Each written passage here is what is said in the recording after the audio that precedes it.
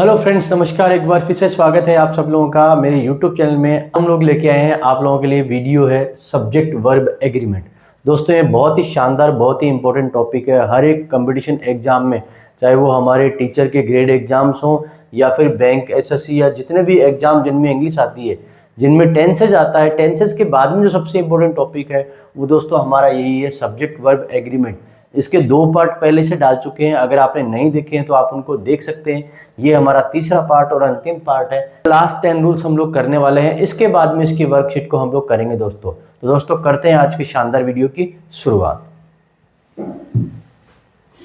दोस्तों हमारा rule number 21 है, वो ये कह रहा है अगर आपके सामने वर्ड्स दिए हुए हैं all, lot of, lots of, some. देखो कौन कौन से वर्ड्स की बात हो रही है। आपके सामने बात हो रही है ऑल, उसके बाद में आ गया है ए लॉट ऑफ, ये वर्ड आ गया है।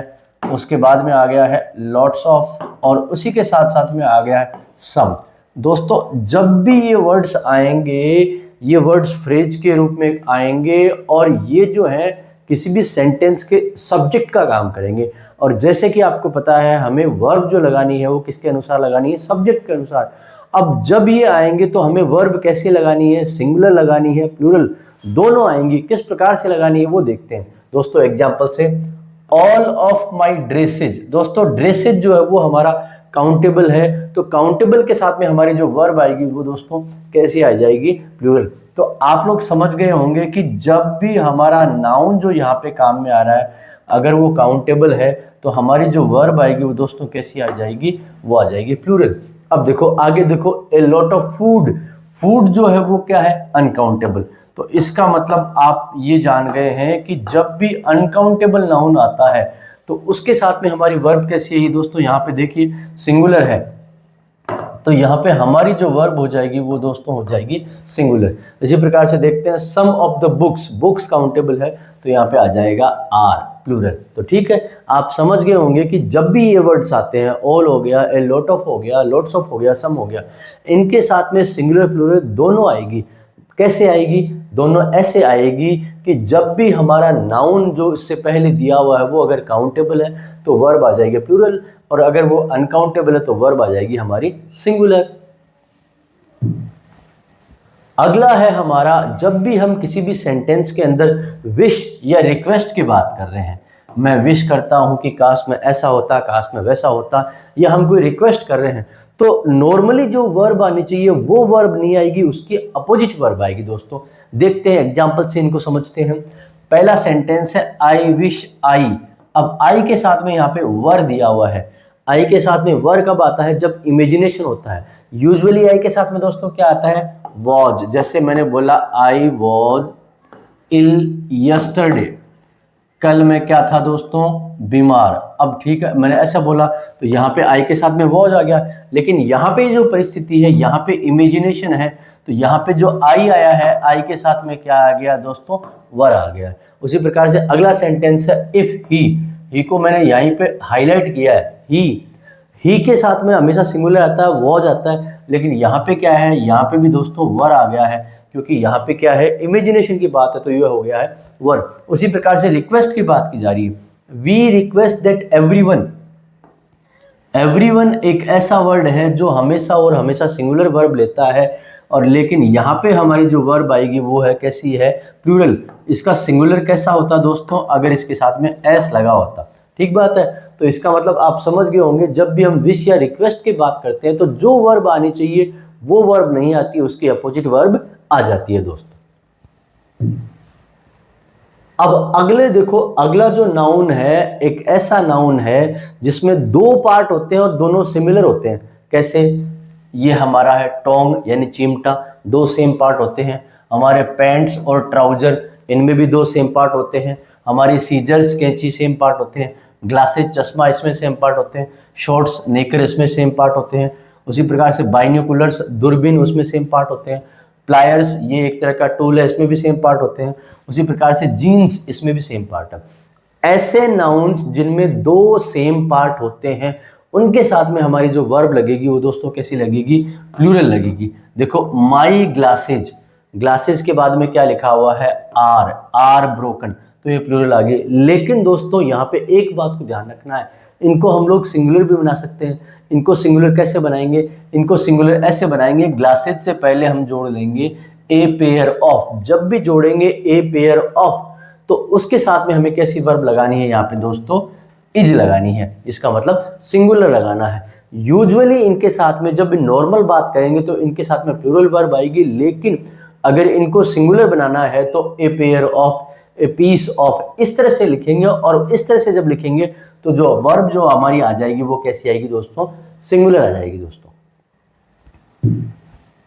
अगला है दोस्तों, हमारे सामने दो वर्ड्स दिए हुए हैं। एक तो है हमारा ए नंबर ऑफ, ये आ गया है ए नंबर ऑफ, और दूसरा है दोस्तों हमारा द नंबर ऑफ। दोस्तों बहुत ही शानदार हमारा ये नियम है, इसको आपको समझना है। यहाँ पे आया है ए, तो ए में है जो आपको एक बात का ध्यान रखना है, आपको एक बात का ध्यान रखना, ए जो है वो सिंगुलर नहीं है, वो क्या है दोस्तों? वो प्लूरल है।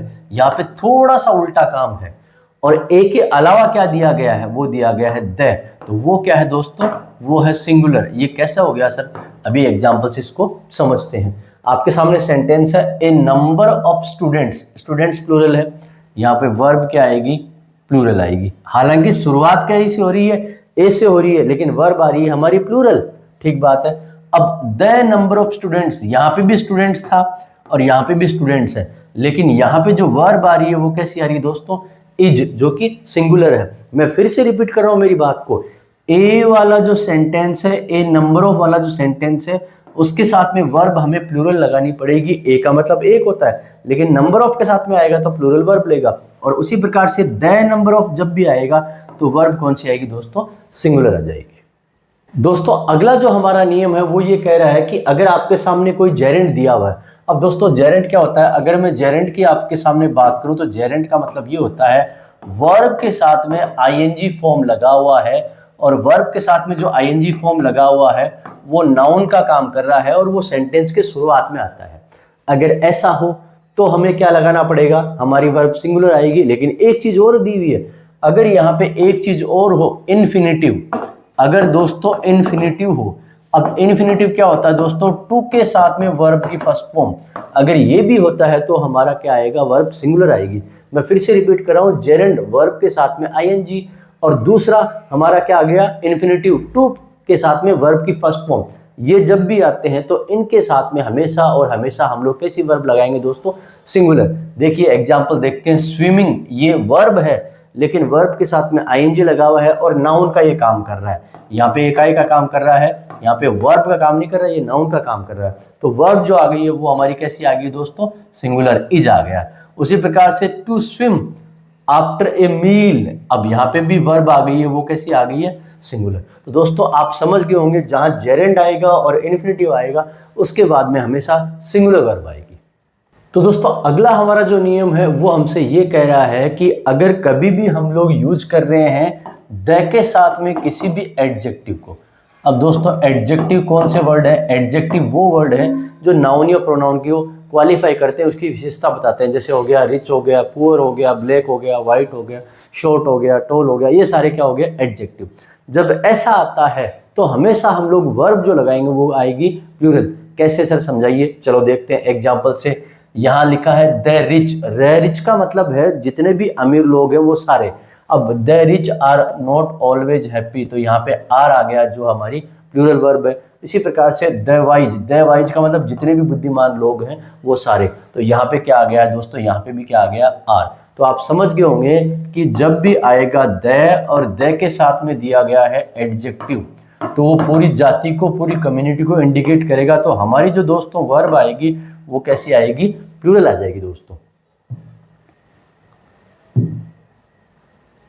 अगला दोस्तों हमारा जो नियम है वो ये कह रहा है कि कुछ वर्ड्स ऐसे हैं, जैसे हो गया deer, fish, sheep, crew, species, team, jury, aircraft, council, ये सारे वर्ड हैं, ये सिंगुलर भी है और प्लूरल भी है।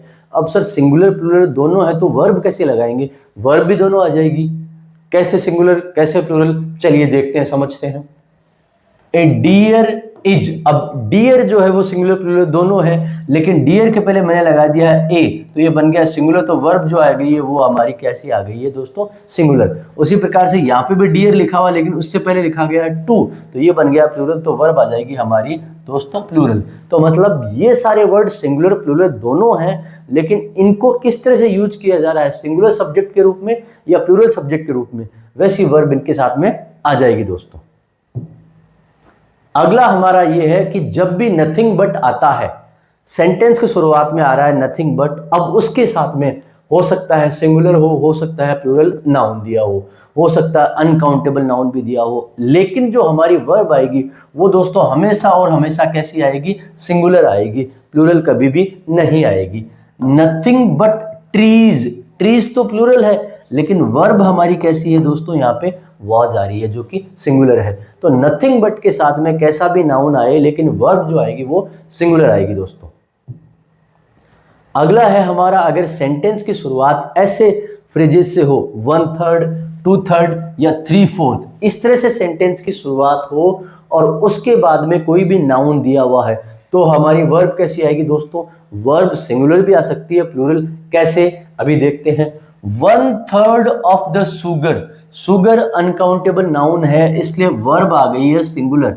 अनकाउंटेबल के साथ में हमेशा सिंगुलर वर्ब लगती है, लेकिन 1/3 ऑफ द स्टूडेंट्स, स्टूडेंट्स हमारा काउंटेबल नाउन है, तो वर्ब जो आएगी वो आएगी हमारी दोस्तों प्लूरल। मैं फिर से रिपीट कर रहा हूँ, 1/3, 2/3, 3/4, इनके साथ में सिंगुलर प्लूरल दोनों वर्ब आएगी, लेकिन नाउन को देखना पड़ेगा। नाउन अगर अनकाउंटेबल है तो सिंगुलर वर्ब आएगी, और नाउन अगर काउंटेबल है तो दोस्तों कैसी, प्लूरल वर्ब आ जाएगी। अगला हमारा अंतिम नियम है दोस्तों, उसमें एक वर्ड दिया गया है आपके सामने, और वो वर्ड है हमारा वेजेज।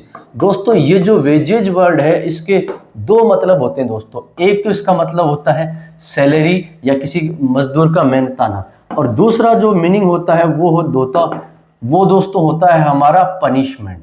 अब देखो, जब जब ये वर्ड काम में आएगा तो इसका जैसा मतलब होगा वैसी वर्ब हमें लगानी पड़ेगी। सेंटेंस से समझते हैं, द वेजेस ऑफ सिन, इसका मतलब सिन यानी पाप का जो पनिशमेंट है वो क्या है, डेथ। तो यहाँ पे वर्ब कैसी आ गई है, सिंगुलर। तो जब जब पनिशमेंट की बात करेंगे, तो पनिशमेंट की बात जब भी करेंगे तो वर्ब कैसी आएगी दोस्तों, हमारी सिंगुलर आ जाएगी। लेकिन अगला सेंटेंस है, the wages of workers are. अब यहाँ पे वेजेस के बारे में क्या कहा जा रहा है कि इसका मतलब है सैलरी। तो जब सैलरी इसका मतलब निकलता है तो हमारी वर्ब जो आएगी वो दोस्तों कैसी आएगी, वो हमारी प्लूरल आ जाएगी। दोस्तों मैं उम्मीद करता हूँ ये वीडियो आपको पसंद आया होगा। ये रूल्स हमने लगभग 30 रूल्स कर लिए हैं 3 पार्ट के अंदर। आप लोग इसको देखें, इन रूल्स को समझें, बार बार लिखें, प्रैक्टिस करें, और इसकी वर्कशीट हम लोग जल्दी डालेंगे, उसके साथ में इसको प्रैक्टिस करें। दोस्तों आपके करियर, आपके फ्यूचर, आपके भविष्य और आपकी पर्सनैलिटी से इम्पोर्टेंट कुछ नहीं है, उसके लिए टाइम दीजिए। डेफिनेटली आपका जीवन का जो लक्ष्य है वो आपको प्राप्त होगा। Thank you so much dear friends.